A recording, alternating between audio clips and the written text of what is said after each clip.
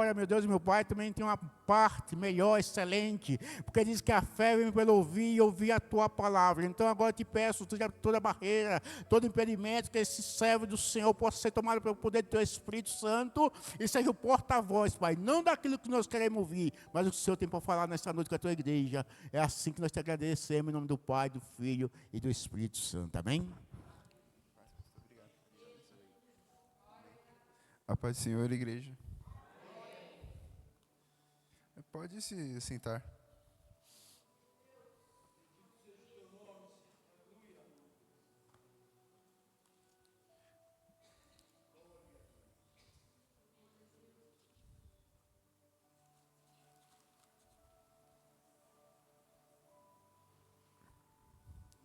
Vocês estão bem?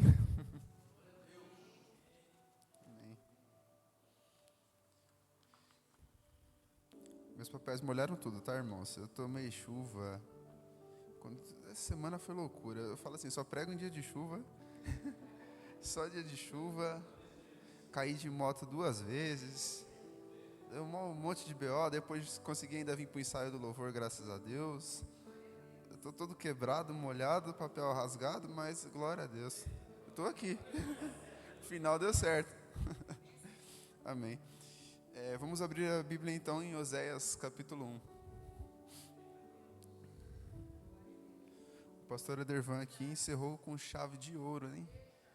Melhor a repreensão aparente, né, do que o amor encoberto, né?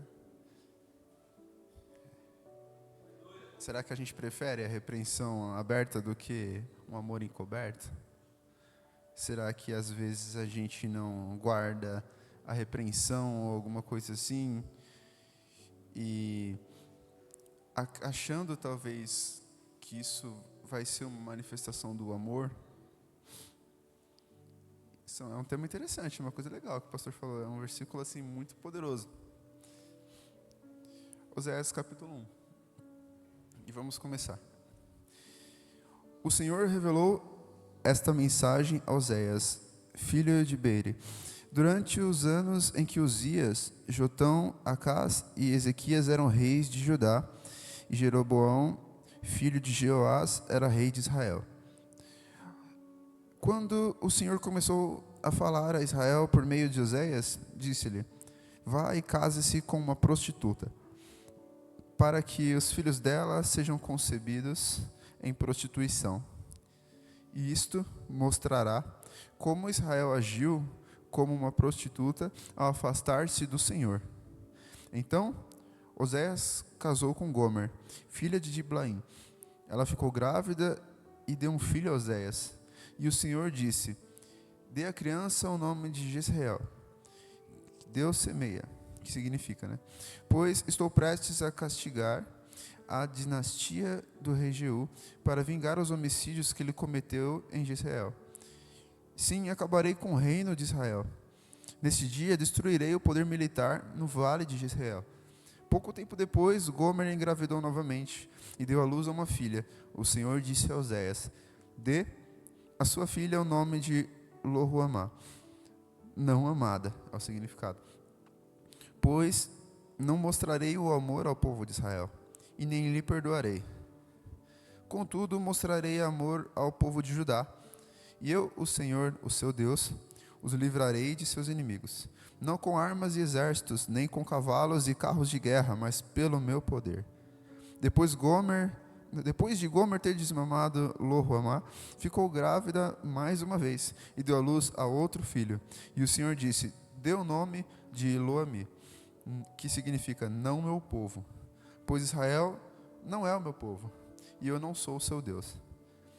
Virá o tempo, porém, em que o povo de Israel tornará como areia à beira do mar, que não se pode contar. Então, no lugar de onde lhes foi dito: vocês não são meu povo, se dirá: vocês são os filhos do Deus vivo. Neste tempo, o povo de Judá e o povo de Israel se unirão e escolherão para si um só líder e voltarão juntos do exílio. Que grande dia será em que Deus semear seu povo novamente em sua terra. Nesses dias vocês chamarão os seus irmãos de Ami, meu povo, e chamarão as suas irmãs de Ruamá, minhas amadas. Apresentem as suas acusações contra a sua mãe, pois ela já não é minha esposa, e eu já não sou seu marido. Digam-lhe que remova do rosto a maquiagem de prostituta e que tire as roupas que deixam os seios à mostra. Do contrário, eu a deixarei nua como no dia em que nasceu e permitirei que morra de sede, como numa terra seca e desolada, e não amarei os seus filhos, pois foram concebidos em prostituição. Sua mãe é uma prostituta indecente que engravidou de forma vergonhosa. Disse: irei atrás de outros amantes e me venderei a eles em troca de comida e água, em troca de roupas de lã e de linho, em troca de azeite e bebidas. Por isso a cercarei com espinheiros e levantarei um muro à frente dela, para fazê-la perder o seu caminho. Quando correr atrás de seus amantes, não os alcançará. Procurará por eles, mas não os encontrará. Então pensará: voltarei para o meu marido, pois com ele estava melhor do que agora. Ela não entende que tudo que tem foi dado por mim: o trigo, o azeite, o vinho novo, e dei-lhe até mesmo prata e ouro, mas ela ofereceu os meus presentes a Baal. Agora, porém, tomarei de volta o trigo, o vinho, e que lhe providenciei em cada colheita. Tomarei as roupas de lã, o linho que lhe dei para cobrir a sua nudez. A deixarei nua em público, à vista de todos os seus amantes, e ninguém será capaz de livrá-la de minhas mãos. Acabarei com suas celebrações, com suas festas de lua nova, sábados e com todos os seus feriados. Destruirei suas videiras e figueiras, que ela diz ter recebido dos amantes. Farei com que se tornem densos matagais, onde animais selvagens comerão os frutos. Eu a castigarei por todas as vezes que queimou incenso às suas imagens de Baal, e colocou brincos e joias, e saiu atrás de seus amantes, mas se esqueceu de mim, diz o Senhor. Contudo, eu a conquistarei de volta. Ao deserto a levarei, e falarei com carinho. Devolverei as suas videiras, e transformarei o vale de Acor numa porta de esperança. Ela se entregará a mim, como fez há muito tempo, quando era jovem, quando eu libertei na escravidão do Egito. E nesse dia, diz o Senhor: você me chamará de meu marido, e não de meu amor. Limparei dos seus lábios os nomes de Baal, e você nunca mais os pronunciará. Amém? E vamos orar. Deus, nós te agradecemos porque nós estamos aqui para mais um dia falar da tua palavra, aprender de ti e ouvir o que o Senhor tem para nós. Nós te pedimos que o Senhor nos edifique cada dia mais e, em nome de Jesus, trabalhe em cada coração, para que nós venhamos receber a sua palavra com alegria e, entendendo a seriedade do Evangelho, nos render a ti, Senhor. Nos render, tirar aquilo que nós construímos, que nos afasta de ti. Nós te agradecemos e te pedimos que o Senhor nos dê total direção, sabedoria, e que essa semente seja como semente em terra fértil. Assim é a sua palavra em nosso coração. Nós te pedimos, em nome de Jesus. Amém. Irmãos, nós acabamos de ler um texto extraordinário. Uma coisa incrível que aconteceu quando Deus, ele ordenou ao profeta Oséias que se casasse com uma prostituta. E a gente fala: como que pode? Que coisa maluca isso, né? Só que no Antigo Testamento acontecia uma coisa muito interessante. A gente tem que olhar com o olhar da época. A gente tem que olhar com o olhar que o texto ele nos mostra. E é o seguinte: os profetas no Antigo Testamento, eles não eram só pessoas que falavam sobre as coisas. Eles eram a própria encarnação da mensagem. Por exemplo, Deus tem uma mensagem para o povo de Israel, dizendo que o povo de Israel tinha se prostituído, tinha se desviado do Senhor, tinha ido adorar outros deuses. E essa relação de Deus com o seu povo era a mesma relação de que teria um marido que amasse muito a sua mulher, só que ela o traísse todos os dias. E assim, mesmo pregando, às vezes ficava difícil para as pessoas entenderem. Então, a melhor forma de pregação era a própria vida. Desse modo, Oséias, encarnando essa mensagem, representando Deus, casou-se com uma meretriz, que representava então o povo de Israel, para que as pessoas, vendo o relacionamento deles, vendo as posturas dela para com ele, e vendo as posturas dele em resposta às traições dela, entendesse o que estava acontecendo entre Deus e o povo, porque o casamento ele nunca deixou de representar a aliança de Deus com o seu povo. E mesmo sendo um casamento, nesse caso, conturbado, Oséias fazia ali o papel de um Deus fiel, um Deus que busca resgatar, e o Gomer alguém que sempre está buscando ídolos, traindo a ele todas as vezes. Acontece que uma coisa que a gente precisa entender é que as nossas ações, elas são formas de adoração. Como assim? Simples. O que tem de mais, por exemplo, em eu chegar, pegar um alimento, alguma coisa assim, entregar para uma pessoa na rua que tem fome? O simples fato de eu segurar um pão de uma mesa e entregar na mão de outra pessoa, não diz nada. Só que não é só o exterior que está acontecendo ali. Às vezes, quando a gente acaba repreendendo alguém a respeito de algum pecado, a pessoa às vezes usa esses argumentos como, mas, por exemplo, vamos supor da fornicação, mas são apenas, carne, relações naturais do corpo, tal, coisas assim, como se isso não tocasse o espírito. A questão é, por que Deus fala, às vezes, por exemplo, não toque na arca, ele falou para usar.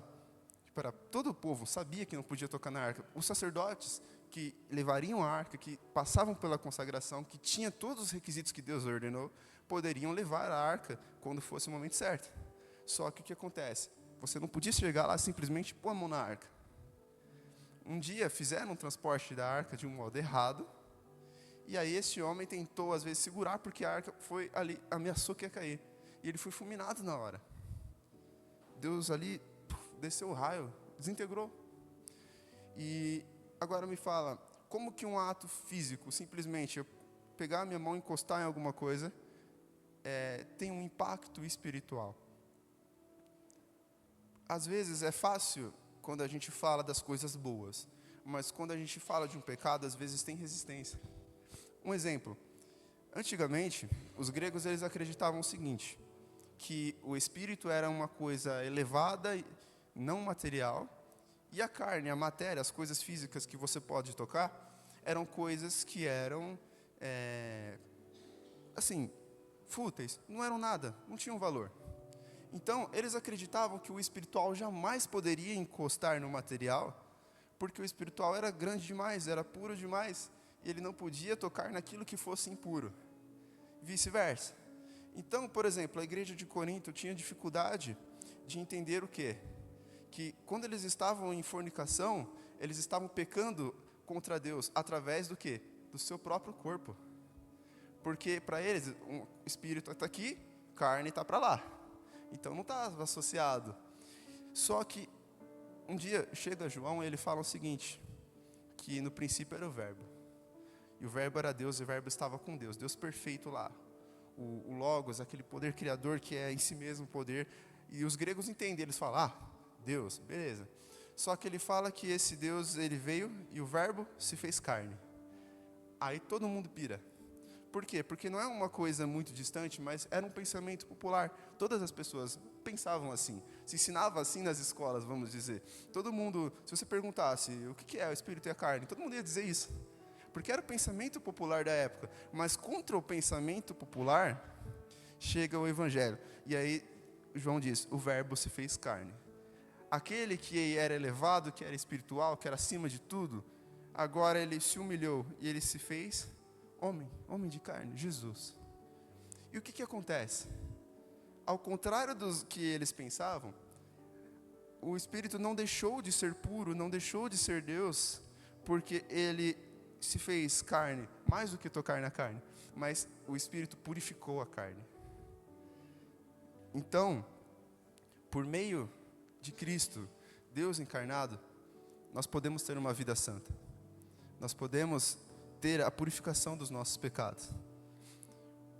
O Senhor, Ele fala ali que a gente tem que entender, porventura não sabeis que vós sois templo do Espírito Santo?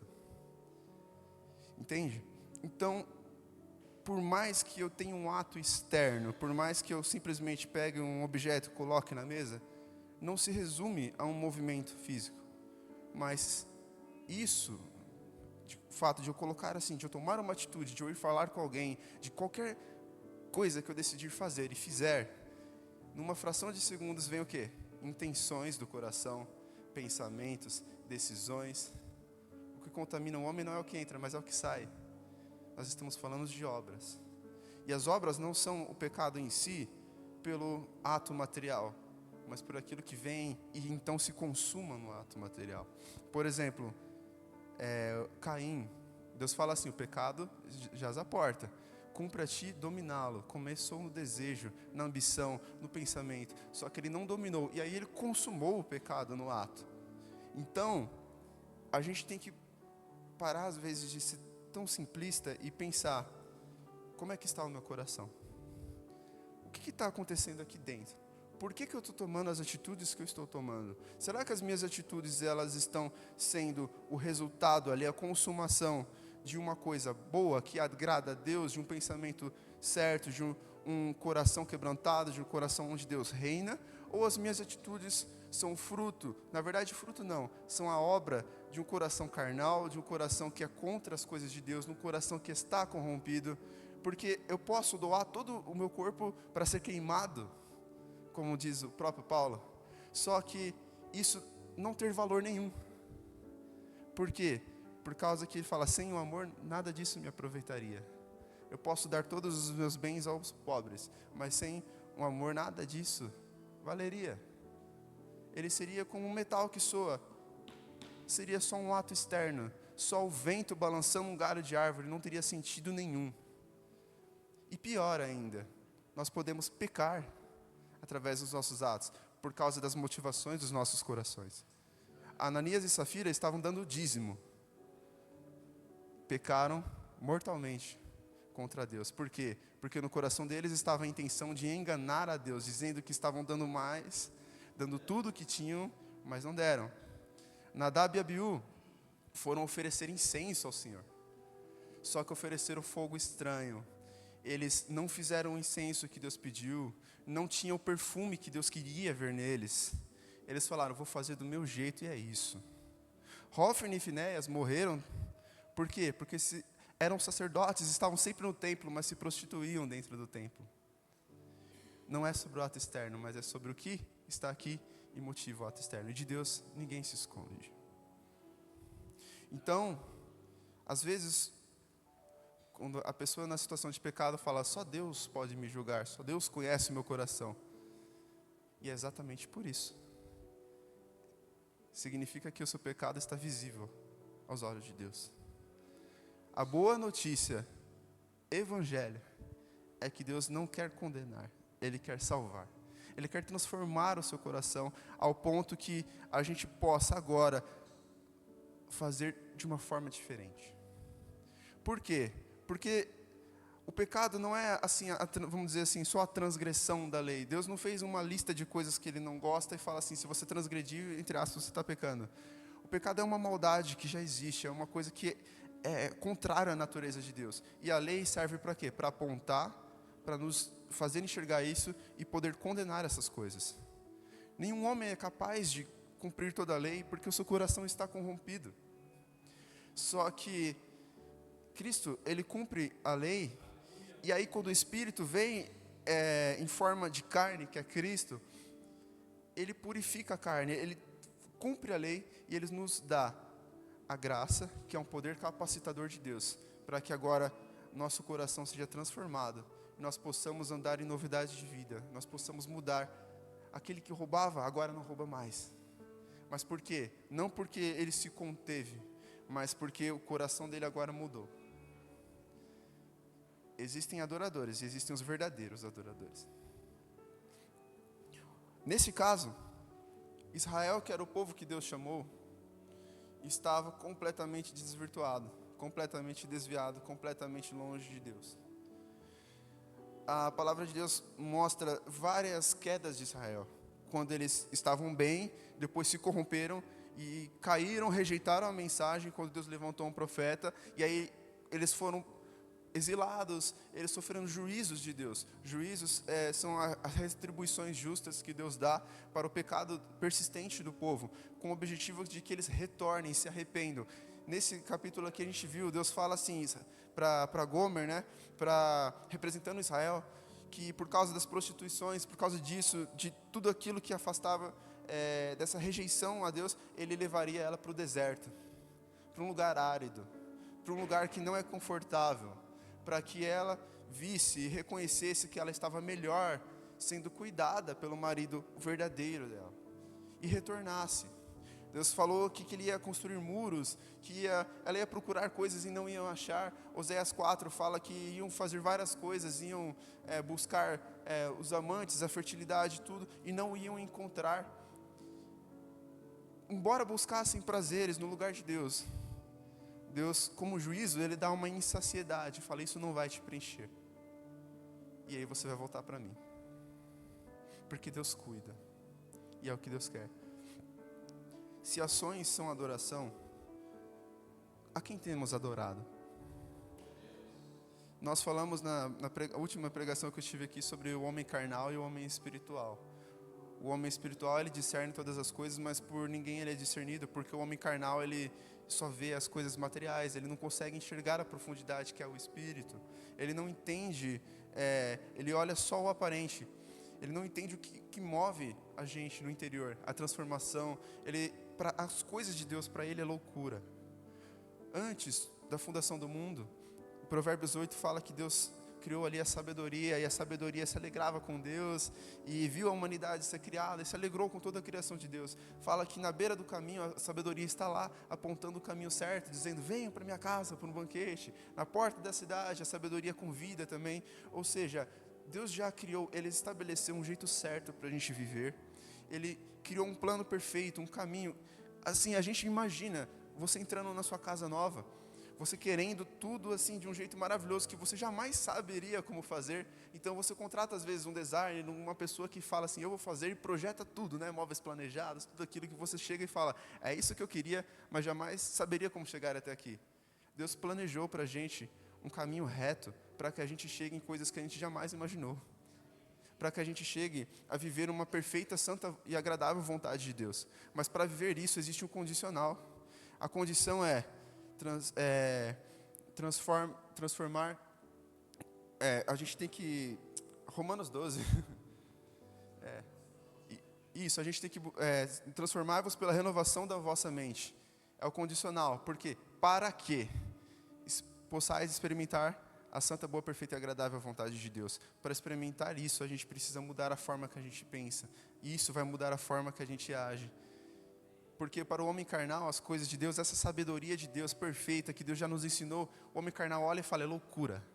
Isso é loucura, é balela. O homem carnal, ele olha, ele fala assim, são tudo louco. Ele despreza as coisas de Deus. Ele ama o caminho errado. Só que nesse mesmo Provérbios 8, vai estendendo no capítulo 9, ele fala o seguinte, a sabedoria fala que todos os que me odeiam, me desprezam, amam a morte. A morte, às vezes, ela não parece fantasmagórica. Ela se apresenta como doces pratos, que vão te desviando da verdade. Se apresenta como uma água que você fala, nossa, que maravilha, e vai bebendo, bebendo, só que ela nunca te sacia. Até o momento que você morre em sequidão. Em contrapartida, Deus oferece uma água verdadeira, que se você beber, nunca mais você terá sede. O castigo dessa busca incessante pelo prazer é uma insaciedade.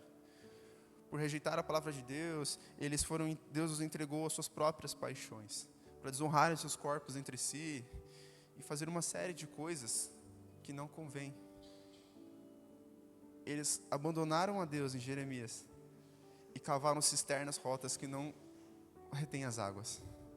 Ou seja, vão morrer de fome e de sede, porque ao invés de estar junto ao manancial de águas vivas, cavaram suas próprias cisternas e dizem, eu dou conta, tenho minhas próprias provisões. O que acontece? Este caminho de Gomer, onde ela traía Oséias, como a gente leu, E se você ler esse capítulo inteiro, é terrível. Ela sempre trai, Deus levanta, vai lá Oséias, puxa a Gomer de volta, resgata. Ela entende que é a graça, que é um favor que ela não merece, mas traz de volta para casa. E você fica agoniado, porque, meu Deus, caiu de novo, se afastou, não entendeu o que é o amor. Aí Deus vai lá e fala, agora ele vai destruir. Não, ele traz de volta. E fica nisso, sabe?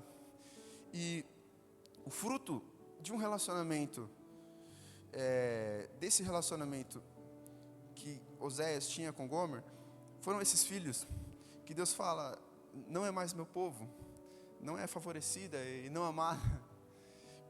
Então, a gente tem que entender que a gente nunca vai conseguir produzir frutos que agradam a Deus se a gente viver sempre buscando outros deuses. Da mesma forma que ela buscava outros maridos, outros provedores, outras fontes de prazer, outro lugar de repouso, de confiança, o povo de Israel buscava o seu prazer, a sua provisão e o seu sustento em Baal, nos Balaíns. Balaíns é o plural de Baal, porque é como se fossem vários Baals regionais. E Baal, ele era um ídolo que era uma loucura, porque você podia pôr ele quase em qualquer coisa. E para eles era um deus da tempestade, da fartura. E o mesmo Baal, se você fosse lá para os sírios, às vezes virava Astarote, eu esqueci o nome de outro. Dos babilônicos era Tamuz e Semiramis. Você tinha eram os mesmos ídolos, que todo aquele Oriente tinham nomes diferentes, mas era o mesmo espírito de rebelião contra Deus, que permanecia onde eles diziam, eu posso, sem Deus. Na Babilônia, a Bíblia fala de um homem chamado Nimrod, que do hebraico significa aquele que se rebela. Ele foi um homem que se rebelou contra Deus e aí foi responsável pela criação da Torre de Babel, dizendo que por vingança de Deus ter destruído os nossos antepassados no dilúvio, eu vou fazer uma torre tão alta que jamais vai acontecer isso de novo e eu vou tirar Deus de lá. A mesma fala praticamente que o diabo fala, que Deus fala assim, que ele diz que olhava para o alto monte e diria, eu me assentarei lá, colocarei meu alto trono. É uma coisa terrível, irmãos. Mas de onde a gente tem buscado a nossa provisão? De onde a gente tem buscado o nosso descanso? Onde a gente tem depositado a nossa confiança? Será que a nossa confiança é em Deus ou a gente sempre acha muletas e coisas para se apoiar e confiar sem ser Deus? De onde vem o nosso prazer? Será que da sabedoria de Deus, das coisas de Deus, ou a gente está procurando substitutos? Da mesma forma que o povo de Israel, nessa situação, estava representado por uma prostituta, Deus fala que o povo de Israel tinha se prostituído. Mas como assim? Isso é espiritual. Ou seja, abandonaram o verdadeiro marido, que era Deus, e estavam adorando outros deuses. Ao invés de buscar a provisão em Deus, estavam buscando provisão em outros deuses.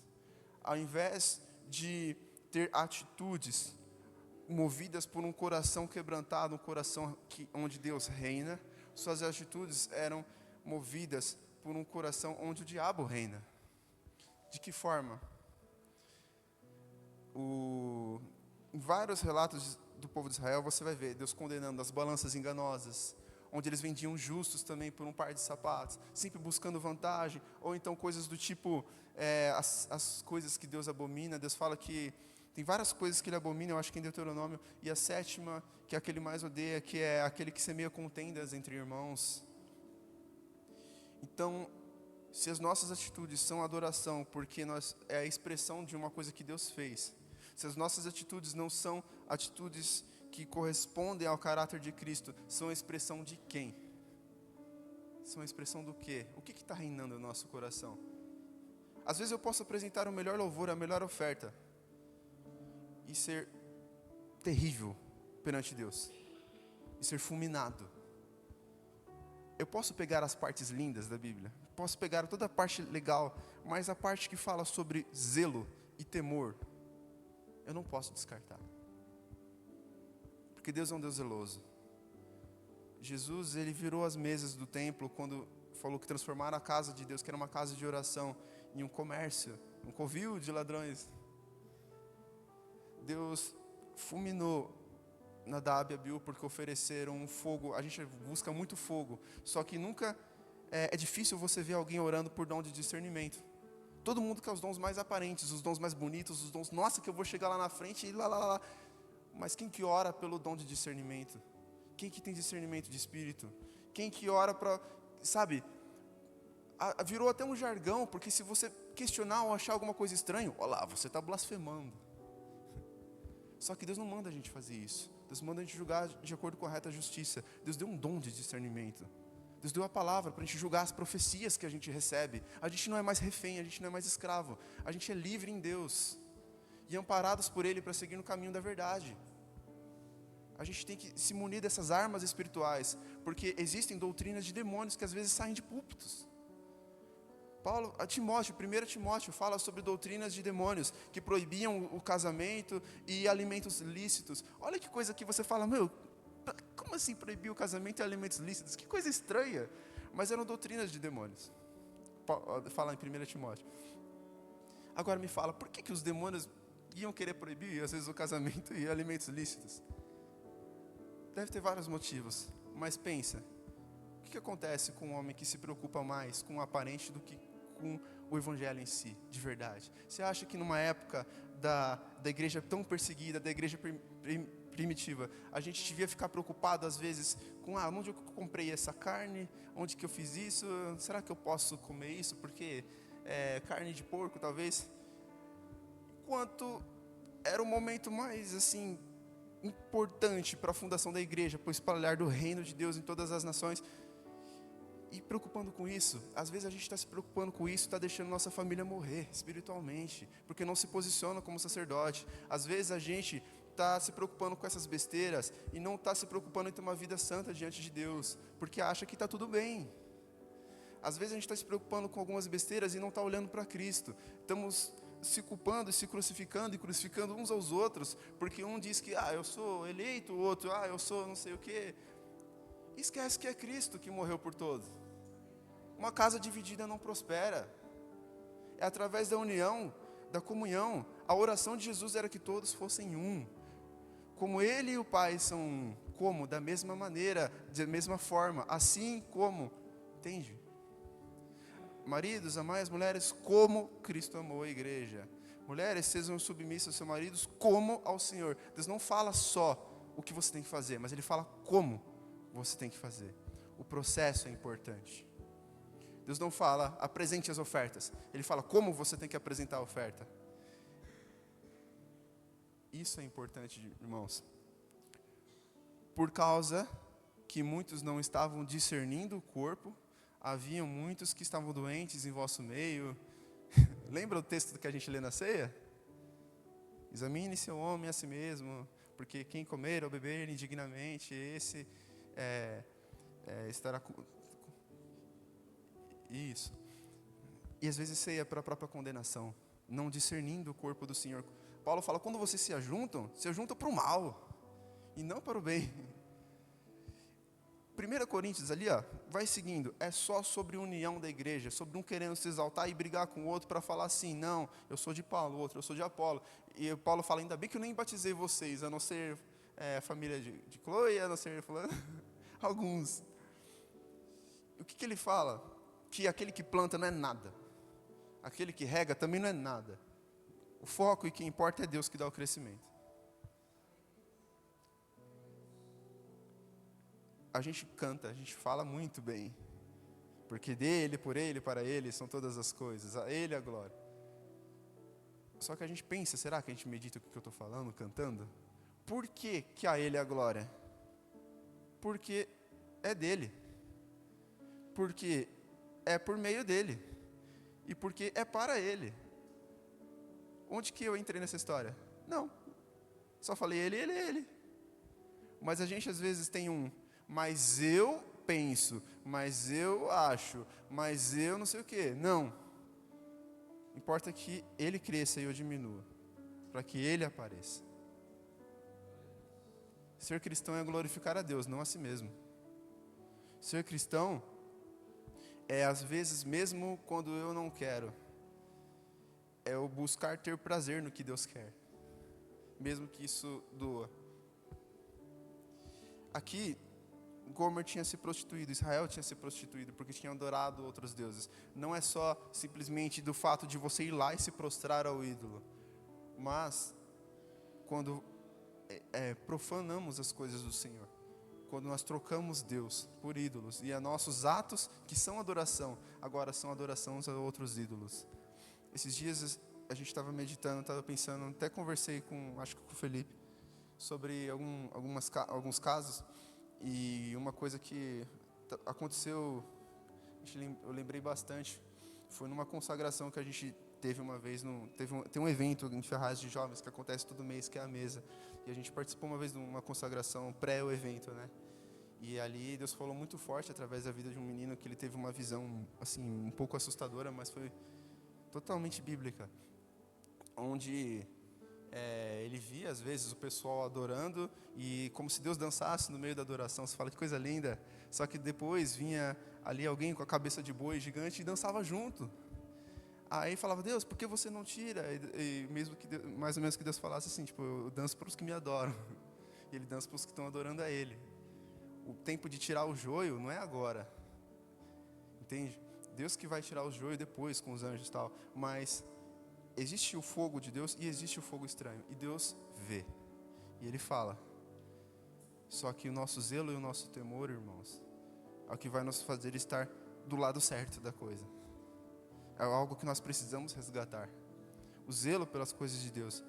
Ficar irritado quando alguma coisa ofende o nosso Deus, quando alguma coisa está errada, quando as coisas de Deus são banalizadas, sabe? Fazer com zelo, entregar a vida mesmo. A gente precisa resgatar isso, sabe? E uma coisa interessante é que a nossa adoração, ela tem que ser uma adoração verdadeira. Deus procura adoradores que o adorem em espírito e em verdade, e não uma adoração sintética, que parece real, imita o real, mas não é. Deus é o Deus do ouro e da prata. Mamon é o Deus do dinheiro. O dinheiro não é ouro nem prata, ele não tem valor assim, mas ele imita o ouro e a prata. Cristo é o Cordeiro de Deus. O diabo se representa em várias seitas como um bode que tenta imitar. Tudo tenta imitar. Porque Deus está no mais alto trono. O diabo tenta colocar o trono dele ali mais ou menos para tentar parecer que é maior que Deus, mas não é. Ele ruge como um leão, procurando a quem possa tragar. Mas Jesus é o leão da tribo de Judá, o leão verdadeiro é Jesus. Então, a gente tem que buscar, olhar para dentro e pensar: o que está no meu coração? Como têm sido as minhas ações? E não só o que eu tenho feito, como que as pessoas têm visto isso? Como que isso tem impactado a vida do meu próximo? Será que com a mesma boca que eu evangelizo, com a mesma mão que eu puxo as pessoas para a igreja, quando elas chegam aqui eu empurro elas para fora, apunhalo pelas costas? Será que com a mesma fonte sai tanto bênção quanto maldição? Ah, mas eu profetizo, eu expulso demônios, eu faço isso. Deus fala: eu não te conheço, porque praticas a iniquidade. Não tem para lá nem para cá, não tem muro, não tem mornidão. Isso requer posicionamento. Ele está disposto a perdoar 1000 vezes, que nem no caso de Gomer, que você vê. Ele leva ela para o deserto, ele faz ela passar por alguns processos, para que ela olhe para ele de novo e veja Deus. Mas a gente precisa se render ao Senhor, porque se a gente não for transformado, não se render, a gente não vai experimentar a boa vontade de Deus. Uma coisa que a gente precisa também pensar é que Deus, Ele quer salvar. Ah, mas eu sou assim, não sei o que lá, estou tentando. Deus quer te salvar. Deus quer ver, Ele olhará o fruto do seu trabalho e se alegrará, a palavra diz. Mas a gente precisa abrir o coração. O povo do Egito era um povo de dura cervical. Aqui, ó, duro. O que faz? Não vira a cabeça, não olha, não abaixa a cabeça, só assim, duro. Se eu falar, olha para o lado, olha para essa situação, olha aqui o que você está fazendo, dura serviço, não olha. Vira para cá, não vira. Não se converte, não toma outro rumo, não toma outro caminho, mas continua insistindo, insistindo, insistindo, e no seu coração voltaram para o Egito. Não é algo muito agradável, muito legal de pensar. Mas Deus fala, se parece mal servir ao Senhor, se parece que não tem jeito, está perdendo, odeia servir ao Senhor, preferem servir os deuses dos seus pais de lá do outro lado do rio, beleza, vão. Mas eu e minha casa serviremos ao Senhor. Esse foi o posicionamento de Josué. Esse deve ser o nosso posicionamento. É apesar, é contra a maré. Ele fez tudo por nós, irmãos. O que a gente está requerendo ainda de Deus? O que mais que a gente pode querer? Jeremias 2, Deus fala, o que defeito encontraram em mim para que voltasse para os antigos deuses? O que eu fiz de errado? Será que Deus errou? Não, irmãos. Mas o que a gente está procurando? Sabe? Ele quer salvar, Ele quer transformar, só que a gente precisa abrir o coração. Não ser duro a serviço, não ser um coração duro. O pecado vai te machucando, te machucando, te machucando. Beleza, vai sofrendo tudo isso. E aí às vezes Deus provoca, leva você para o deserto, dá uma dor ali para você olhar para Ele de novo, entender a graça, entender que a graça te basta e voltar para Ele. Mas ao invés de voltar para Deus, se humilhar, se converter dos seus maus caminhos para Ele sarar a sua terra, a gente tenta ser curado de um outro modo. Como? Existe uma coisa chamada cauterização, que é quando você tem uma ferida, e aí pega aquele ferro incandescente, toma em cima do ferimento, vai queimar tudo aqui, dói, mas estanca o ferimento. Só que isso é um processo de cura, está querendo ser curado do jeito errado, é sufocando a dor, cauterizando a própria consciência. Deus está levando para o deserto, falando, filho, se arrepende, olha isso, olha a dor aqui e tal, olha para mim, voltando, às vezes através da dor. Só que aí, a dor, o arrependimento, o lamento, são coisas que Deus faz para poder trazer o nosso coração de volta para Ele. O que a gente faz? Cauteriza, põe o ferro quente, parou de doer. Não, vou prosseguir nesse caminho mesmo, não estou ouvindo, Deus não falou. Até o ponto que você continua fazendo essa mesma coisa, pecando, andando no mesmo caminho, e não ouve mais a voz de Deus. Por quê? De tantas coisas que usou para tentar apagar a voz de Deus, uma hora apagou, extinguindo ali o Espírito Santo, né? Irmãos, Deus é o único que pode salvar. Se a gente calar a voz de Deus, que destino tem para nós? E Deus não fala só por meio, às vezes, de uma pregação, por meio de visões, por meio de várias coisas. Se a igreja é o corpo de Cristo, Ele fala pelo seu corpo também. Então, às vezes, aquele irmão que te está dando um conselho, ele está sendo boca de Deus para poder te trazer de volta para o caminho. Às vezes, aquele não que você ouviu, é Deus falando, calma, para, vem, volta, e vamos seguir por aqui. Porque é o cuidado de Deus. Aqueles que estavam doentes, muitos que dormem, porque no texto da ceia que a gente fala muito, é porque muitos não discerniam o corpo do Senhor, eles não enxergavam como um corpo, eles não viam o corpo do Senhor, não entendiam o corpo do Senhor.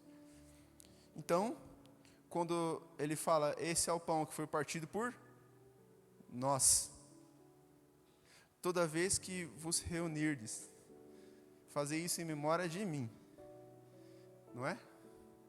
Vamos ter ceia domingo. Não discernir o corpo do Senhor, não ser corpo com o irmão.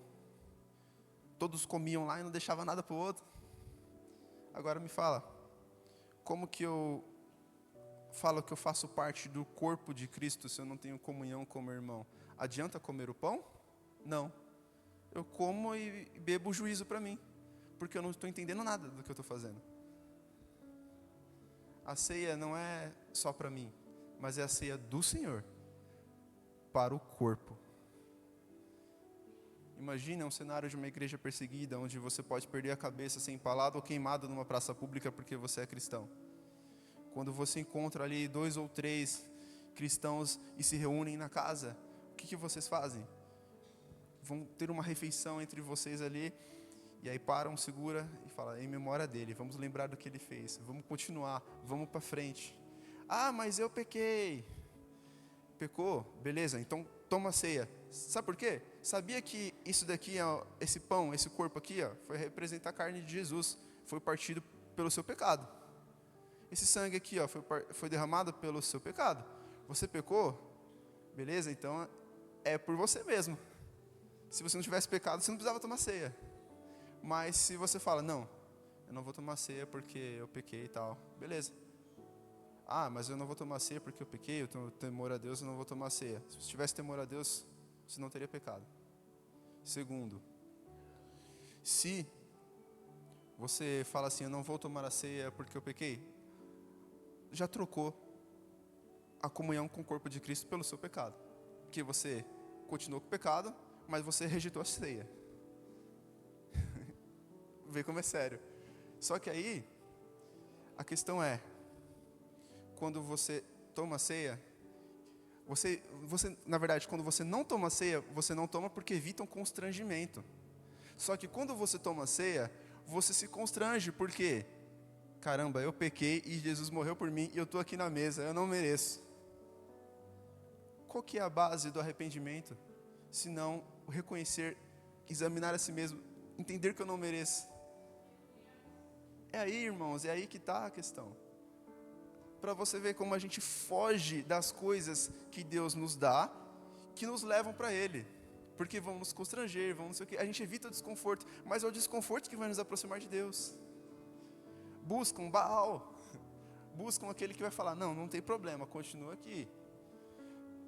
E o pior de tudo, a gente leu aqui no último capítulo 2 aqui de Oséias, Deus fala assim, não, ó, eu limparei de seus lábios os nomes de Baal, e você nunca mais pronunciará. Tem outra tradução que eu acho mais legal ainda, fala assim, não me chamará mais por Baal. Ou seja, até o relacionamento com Deus, estavam se relacionando como aqueles que se relacionam com ídolos, como se Deus fosse só alguém que tem que te prover as coisas quando você faz sacrifícios. Ah, eu vou lá, vou fazer o voto, vou fazer o sacrifício para Deus me dar as coisas. Deus não quer isso.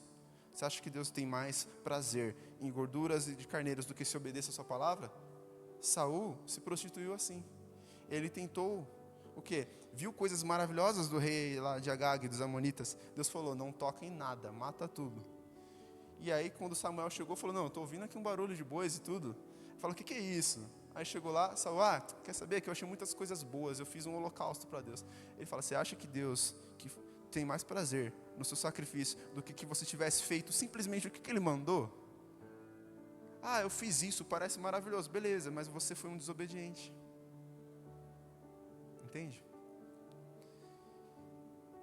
A gente está terminando o livro de Esther. A gente sabia que Amã, no primeiro capítulo, ele é chamado de o Agagita, o descendente desse rei Agag. O Mordecai, ele era da tribo de Benjamim, descendente de Saul, da tribo de Benjamim. Deus fala que os amonitas, de geração em geração, seriam inimigos do povo de Israel. Então, naquela vez, a guerra era entre Saul e Agag. Dessa vez, é de seus filhos, Amã e Mordecai. Tem lutas que tem que acabar com a gente. Não é para passar para a próxima geração.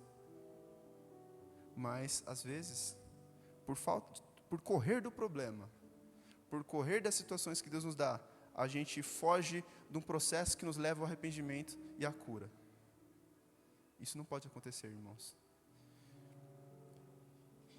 E aí, nisso, a gente vai ver depois que no final do livro, quando o Purim, as sortes são invertidas, Deus inverte a sorte, o povo judeu vence os seus inimigos, fala repetidamente, e destruíram tantos homens de Amã e não tocaram em nada.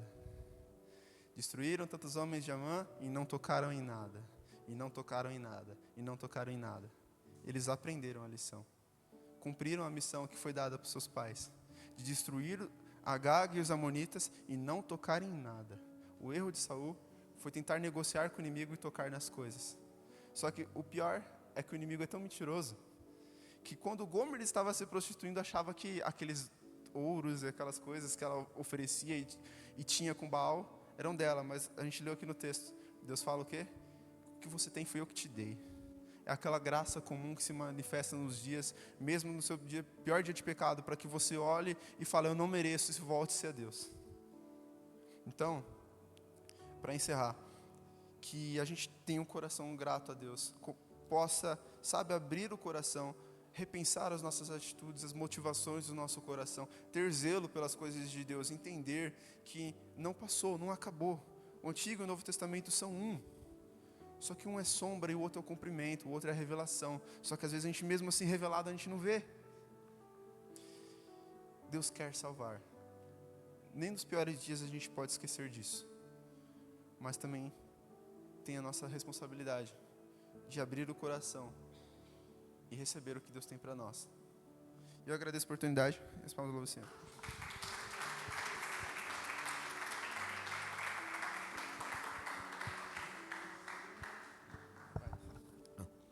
Amém. Boa essa palavra, né? Domingo, estamos aqui a partir das 8 horas, para a ceia do Senhor, né? E assim vamos se alegrando no Senhor, né? A palavra foi dada aí, Rafael trouxe essa palavra e disse que cabe você guardar no coração, como o salmista falou, amém? Graças a Deus, vamos se colocar sobre os seus pés, vamos...